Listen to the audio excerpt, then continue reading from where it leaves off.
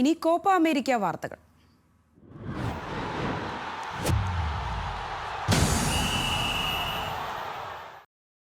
Copa അമേരിക്കയിൽ semi final പ്രതീക്ഷയോടെ Brazil നാളെ ഇറങ്ങും. ക്വാർട്ടറിൽ കരുത്തരായ യുറുഗ്വായാണ് എതിരാളികൾ. മറ്റൊരു ക്വാർട്ടറിൽ കൊളംബിയ പനാമയെ നേരിടും.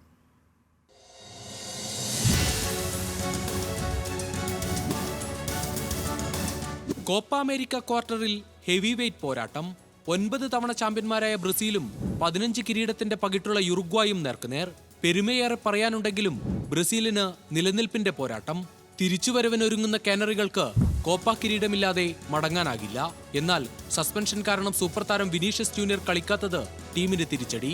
വിനീഷ്യസിന് പകരം 17-കാരൻ എൻട്രിക്കിന് ആദ്യ 11-ൽ അവസരം നൽകിയേക്കും.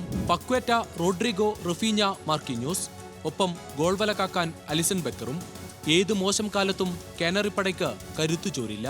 എന്നാൽ ഗ്രൂപ്പിൽ 3 കളിയിൽ 1 ജയവും 2 സമനിലയുമായി കടന്നുകൂടിയ ബ്രസീൽ യഥാർത്ഥ ഫോമിൽ ഉയർന്നാൽ മാത്രമേ യുറുഗ്വായെ തടയാനാകൂ. 3-3 ജയിച്ചാണ് അർജന്റൈൻ പരിശീലകൻ മാർസലോ ബിയൽസ പരിശീലിപ്പിക്കുന്ന യുറുഗ്വായ് വരുന്നത്.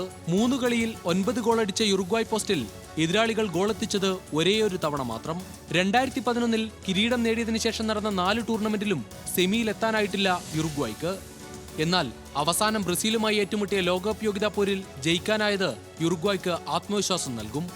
Sports desk, news Malayalam.